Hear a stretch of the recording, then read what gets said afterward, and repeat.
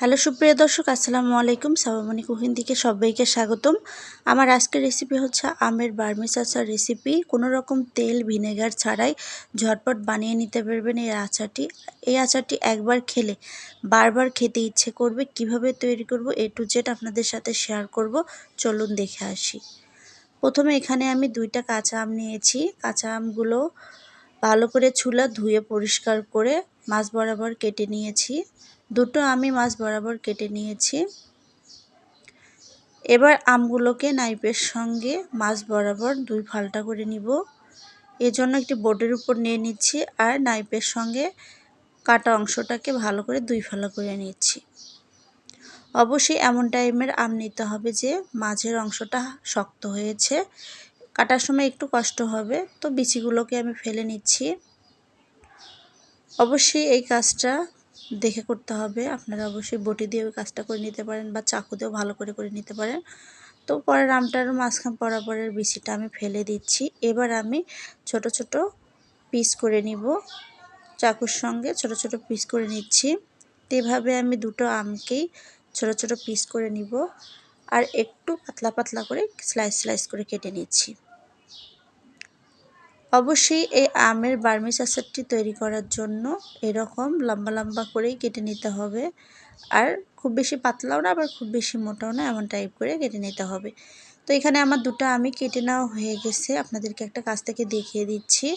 এবার একটি পাত্রে উঠিয়ে নিব। তারপর এর মধ্যে ইউজ করব আমি চিনি। আপনারা আম টক মিষ্টির উপর ডিপেন্ড করে চিনি ইউজ করবেন। এখানে আমি হাফ কাপের মতো চিনি ইউজ করেছি। এবার চামচের সঙ্গে ভালো করে নাড়াচাড়া করে রেস্টে বসিয়ে দেব 20 মিনিটের মতো। তাহলে চিনিটা সম্পূর্ণভাবে গলে যাবে। 20 মিনিট পর দেখিয়ে দিচ্ছি চামচ দিয়ে।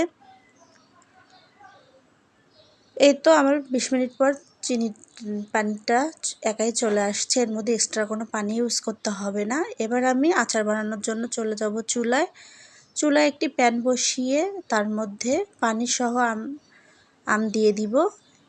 এরপর হালকা একটু চামচের সঙ্গে নেড়েচেড়ে ঢাকনা দিয়ে সিদ্ধ হতে দিব।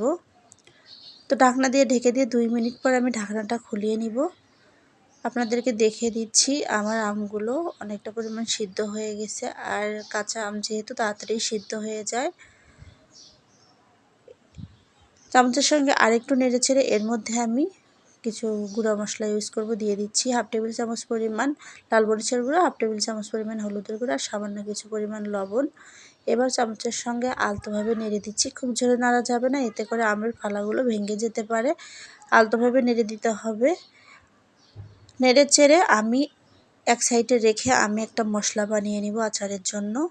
এজন্য চুলায় একটি তাওয়া বসিয়ে দিয়েছি আর 1 চামচ দিয়ে দিচ্ছি পাঁচফোড়ন আর 2টা শুকনো মরিচ। চামচের সঙ্গে নেড়ে চেড়ে ভেজে নিব। খুব বেশি ভাজা যাবে না, হালকা একটু ভেজে নিলেই এই পাঁচফোড়নটা রেডি। অবশ্যই এই আমের বার্মিজ আচারটাতে পাঁচফোড়ন দিতে হবে। ভালো করে গুঁড়ো করে নিয়েছি, সেই মশলাটাই দিয়ে দিচ্ছি উপর দিয়ে। একদম তেল ভিনেগার ছাড়াই এই আচারটি বানিয়ে নেওয়া যায়। আর বাসায় একবার হলেও দেখবেন, এই আচারটি খেতে এত মজা যে বারবার বানাতে ইচ্ছা করবে। তো আবারও মশলাটা দিয়ে চামচের সঙ্গে নেড়ে ছেড়ে রান্না করে নেব 3 থেকে 4 মিনিটের মতো। যখন ঝোলটা আরেকটু কমে যাবে তখন নামিয়ে নিব। এই বার্মিজ আচারটি আপনারা যে কোনো পরোটা, পোলাও, ভাতের সঙ্গে অনায়াসে খেয়ে নিতে পারেন। এত মজা, আপনারা না ট্রাই করলে কখনোই বুঝবেন না। একটি চামচের সঙ্গে উঠিয়ে দেখাচ্ছি। আর কালারটা কিন্তু মাশাআল্লাহ খুব সুন্দর এসেছে।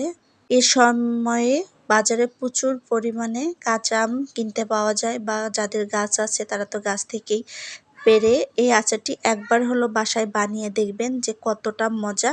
আর আমার ভিডিওটি যদি ভালো লেগে থাকে অবশ্যই আমার চ্যানেলটি সাবস্ক্রাইব করবেন।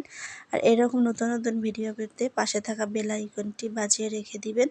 তো আজকের মতো আমি এখানেই বিদায় দিচ্ছি। সবাই ভালো থাকবেন, সুস্থ থাকবেন। আল্লাহ হাফেজ।